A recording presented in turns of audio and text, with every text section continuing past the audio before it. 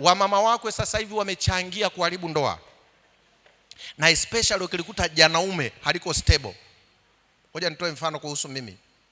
Babangu alipata stroke mwaka 2017 kama sio 16. Nikamwomba mke wangu kwamba baba ana mke, tumsaidie. Tukamchukua, tukawa naye nyumbani, lakini mimi nazulula sana kwa kazi ya utume. Nikamwomba kaka yake aje nyumbani ili tusaidiane mimi nikiwa sipo. Sasa siku ya Ijumaa, those days mke wangu alikuwa anapenda makande.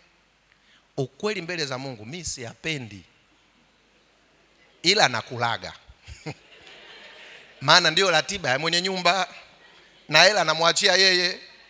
Sasa baba yangu mkubwa naye kumbe hapendi makande.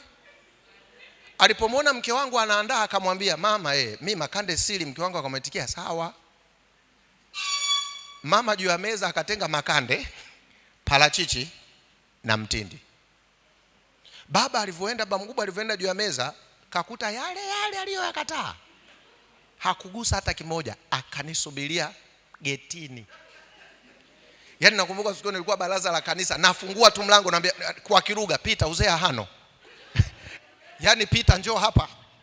Nikakaa naye chini, anambia